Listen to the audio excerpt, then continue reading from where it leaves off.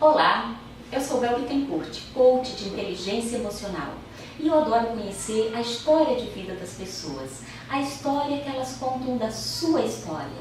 E hoje, aqui no canal Ouse, eu vou conversar com Mick Pease, uma pessoa maravilhosa, um ser humano de luz, por quem eu tenho muito carinho e admiração. Olá, Mick! Olá, Bel. Tudo bem? Yes, I'm very well, thank you. Que bom conversar com você. Thank you Me very sinto much. muito honrada em poder estar aqui, conversar com você, conhecer e compartilhar com os nossos assinantes a tua história, Ok. o que você leva para o mundo da tua vida. Muito obrigada por aceitar o convite De nada. para essa conversa aqui no canal Ouse. E eu gostaria de saber um pouco sobre você, mas ao invés de eu ficar falando quem é o Mick, que tal você falar sobre o Mick? O que você fala do Mick? Okay, so you want me to talk about who I am? Okay, my name is Mick. My mother christened me Michael, so in England we shortened that down to mean Mick, and everybody knows me as Mick.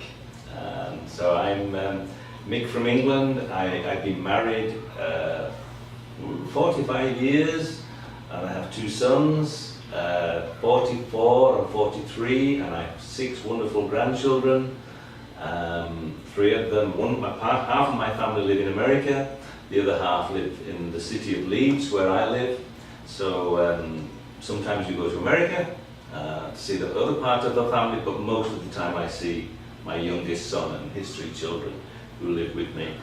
I grew up as a child in a very poor area in England, and I was born not long after the end of the Second World War, and I was never interested in learning about education. I went to school, but I didn't do very well, and my mother and father were very frustrated. I didn't try harder. All I wanted to do was play football and play games. So after I left school, I went to work down a coal mine and as an engineer. Interestingly enough, that was the only place my mother never wanted me to work, was down a coal mine. So what did I do? I went to work down a coal mine. It's interesting how often your children do the very opposite to what you want them to do. But I worked there for 10 years, and then I went to college. So it's like when I wanted to learn, I was ready to learn as I was getting older, rather than learning when I was a child. And I went to college, and then I started working residential social work in England with an organisation who were looking after teenagers. And that was my first experience of working with children who had come from very disadvantaged backgrounds, where they'd been hurt, they'd been neglected, they'd been rejected. And I couldn't understand why these children behaved the way they did. I thought they would be like my sister's children and my uncle's children, and I thought that teenagers are teenagers. I soon realised that if children come from a very abusive and neglectful background, that actually has a lot of effects, negative effects on their behaviour. But I didn't know that when I started work, but I soon found that out. So I went to university to get qualified as a social worker. I did that, and then I started working with the local government in the city of Leeds, which is a very large city in England. And I did that, started working in child protection. So I would go into the community to make sure that children were safe. And if we had suspicions about certain children not being safe, we had referrals from schools or from hospitals or from neighbours or from communities. Then I would go and knock on that family's door and say, excuse me, can I make sure that all is well? Because if not, we need to make sure that these children are safe. So I did that for 3 years, and believe me, Bel, it was hard work. It is emotionally very, very hard work to do that. So I had to remove children from the parents because they were very badly abused. And it's not easy taking children away from their families when children are crying and the parents are crying. But you know that you have to do that. It's the law in England that we have to do that. So I did that for 3 years, and then I moved into another department with the government in adoption. So I would look at placing children for adoption, and I would work with adoptive families to help them prepare them for the adoption. And later on, I actually worked with people who'd been adopted many years ago, and they were coming back to us to ask us why they'd been adopted. They were looking for information about their background. My job was to actually speak with them about that. I would find that information and share that with them. Mick, no Brasil nós estamos nos últimos anos num movimento de sensibilização da sociedade, de construção de uma cultura do acolhimento familiar, do serviço de acolhimento em família acolhedora. É muito forte no Brasil ainda a cultura do acolhimento institucional. E você falou, né, do seu trabalho junto ao Serviço de Família Acolhedora. Eu gostaria que você explicasse, contasse como que é hoje, o que é a família acolhedora e como que ela é vista e acontece na Inglaterra. Okay, well, in England we call it foster care, which translates to família acolhedora. So foster care is where children who do not go for adoption and they don't go home to birth family, they have to go somewhere. We used to, years ago in England, we would place children in institutions, large children's homes, because we thought that was the right thing to do.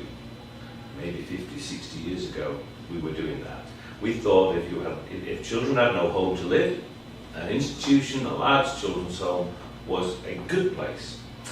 Over many years after that, we realised, we being the government, realised from research and from experience that a lot of children were being harmed and neglected in institutional care, and that what they really needed was another family. So we thought, well, they can't live with their biological family because we've already checked that out and the children are not safe living with their biological family. They're not able to go into adoption because we can't find adoptive families for all the children, and particularly the older children. So what do we do with them if we don't place them in a children's home? And that's where foster care comes in. Foster care is like a halfway house, and that the child can stay with that foster family for as long as the child needs to stay there. It may be a matter of weeks, it could be a matter of months, it could even be years, depending on the plan for the child. They are not employed in England, they're not employed by the government, but they do get some financial help from the government to support them and look after another child. What we do know is a lot of the foster carers that we have tend not to be professional people.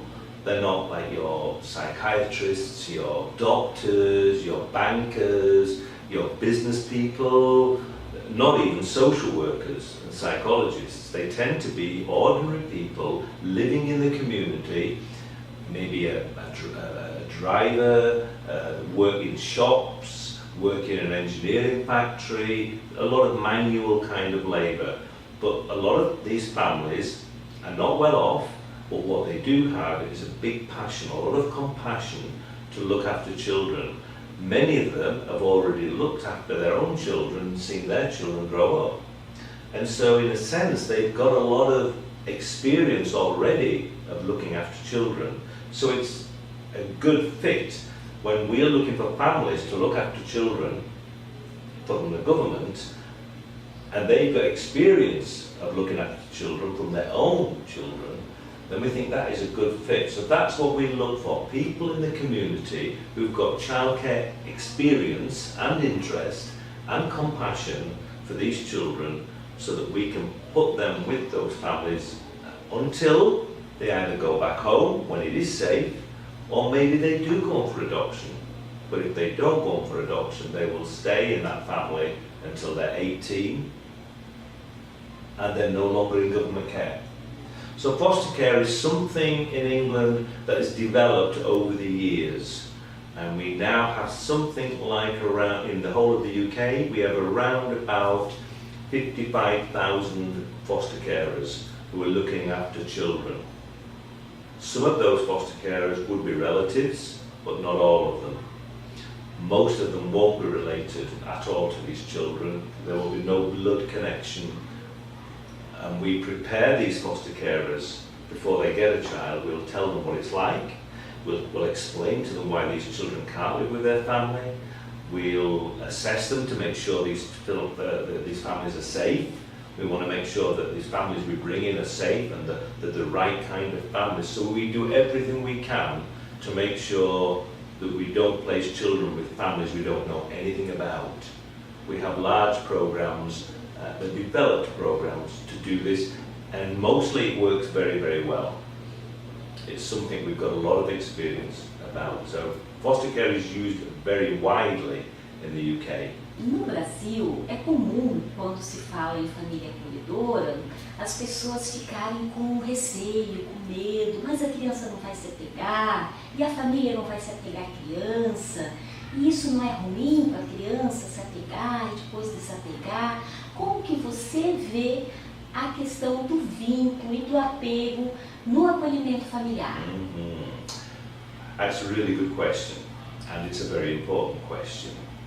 Because we know from experience that attachment for children is incredibly important. It's so important that we are always making sure that children are in safe and secure, stable placements where they can begin to attach to their primary carer. In attachment, you have to understand that in most families, the biological parents, or maybe even the biological grandparents, would be that carer. And that's normal. So that child grows into that family and stays with that family, makes all those emotional connections with the immediate and extended family. But for the children who've been removed from their biological family because of harm, remember, we only move these children away if they're being harmed or rejected or abandoned, so they have no one to look after them. That's why we have to intervene. Then we're looking for people who will will be able to be the substitute carer for this child and give this child all the attachment, emotional connections that they need. Many years ago, we didn't understand the importance of attachment, but now we do. And children need to be attached to their primary caregiver. So if it's a foster carer or even an adopter, they need to be attached. All attachment means is having close relationships with someone. Now, attachment is not something that it's, no, let me rephrase it. Attachment is something that nobody in the world reads about. You don't learn about attachment you don't do attachment by reading it. You experience attachment because it happens to you. It's something that happens to you as a child. So as you're a child and you're growing up, you're getting emotionally closer and closer and closer to your primary carer. Now that's important because what that does for the child, it enables them to develop trust. It enables them to develop a better sense of self-worth. Things like, I'm actually quite lovable. People like me. People want to get close to me. I feel good when people get close to me. Because if those messages don't come to that child, then they don't get close to their carer, and they're here saying, what's wrong with me? People not like me? Don't I look nice? Am I just bad? Is my behaviour bad? And they just they don't develop that close relationship which they need to do. So attachment is absolutely important for the child. It's something they have to learn and experience and go through. The only people who can give that attachment to the child is the primary carer. So coming to your question about foster carers feeling, if I get close to the child, if I get too attached to the child, it's not going to be good. No, it is good, and it has to happen. thinking that we place children in institutions so they don't get attached to people until later on in life is actually a bad thing. You learn attachment when you're young, in your early years, from baby onwards. You're learning about relationships.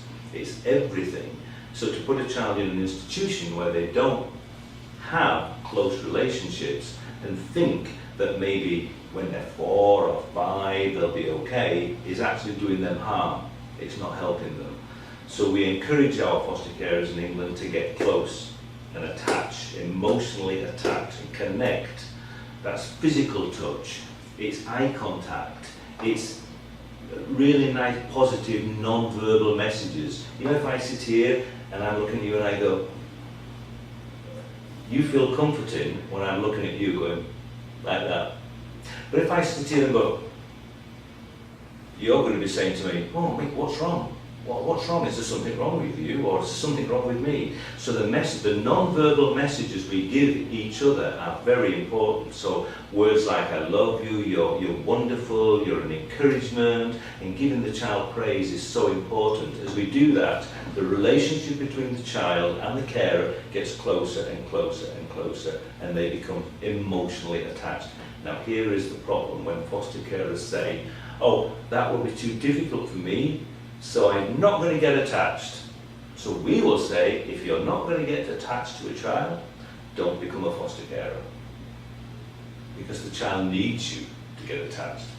So it's the price that foster carers pay is to get close to a child, to help the child. This is about the child, remember, it's not about the foster care. It's to help the child be better prepared for adult life in terms of making good relationships. And as they get close, they get connected, emotionally connected, and then when the time comes for the child to go on to adoption or back to family maybe, then they have to say goodbye. The foster family have to say goodbye.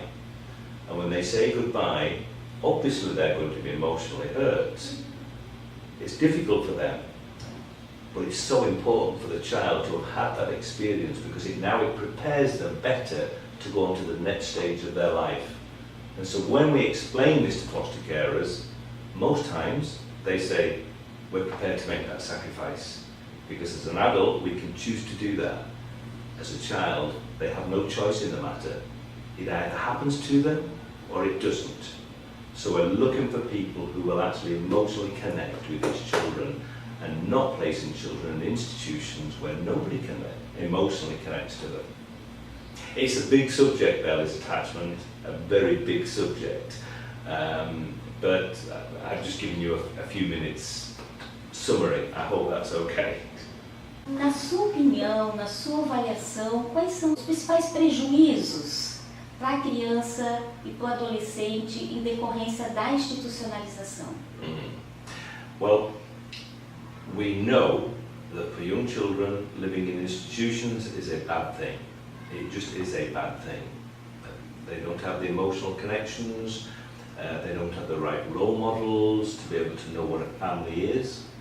When you think that children will learn about observation and watching and listening and hearing, they need to be in a family to know what a family gives them. If they're in an institution, they don't get that.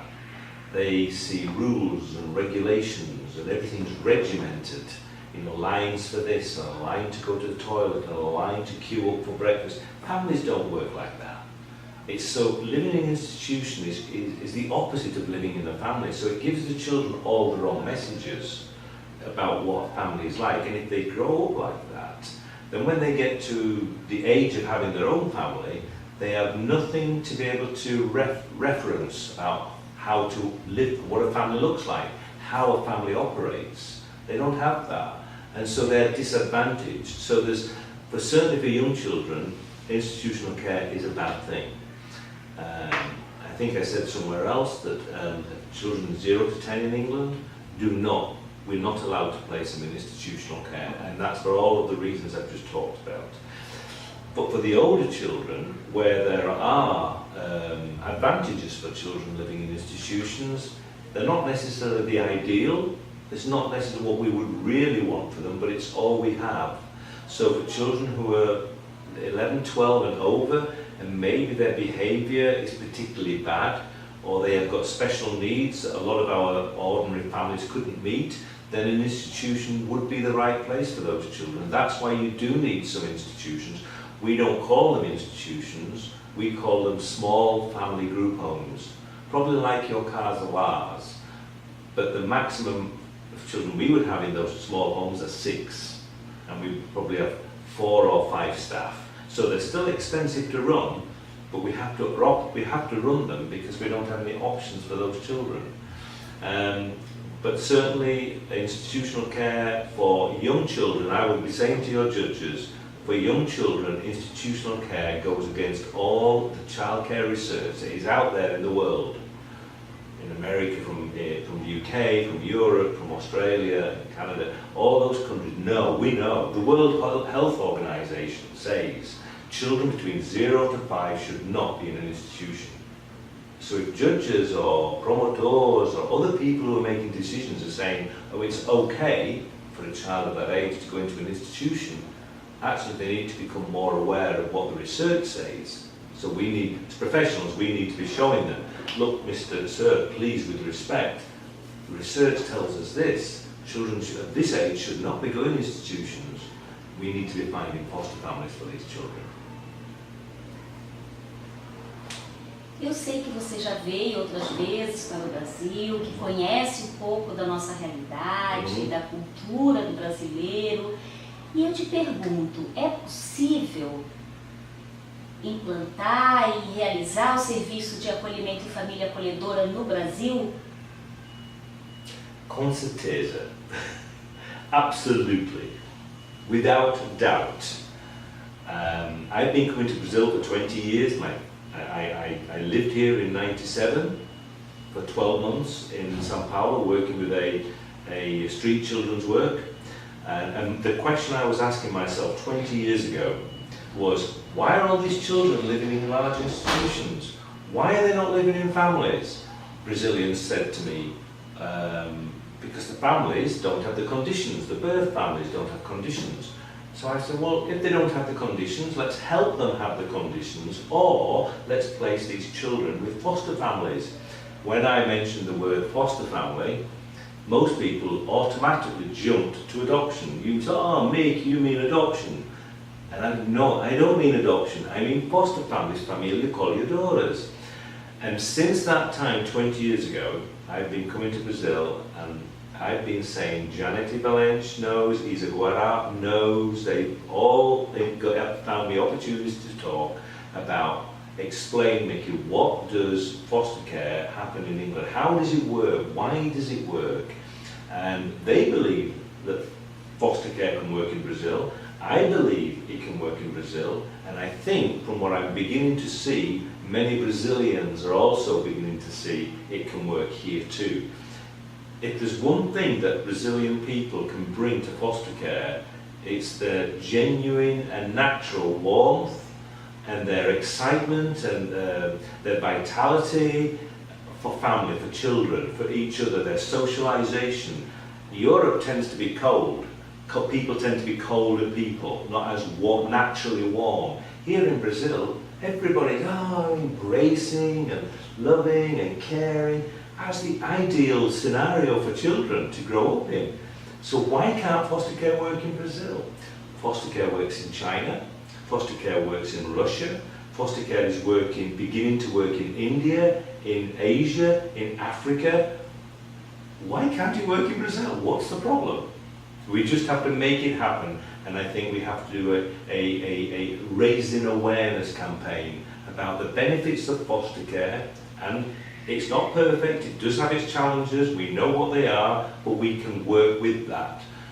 But the benefits of foster care for children far outweigh the damage to children who are raised to spend their years living in institutional care.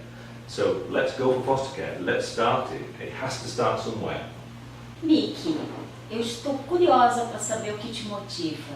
O que faz com que você viaje ao mundo divulgando a ideia do acolhimento familiar, da família acolhedora?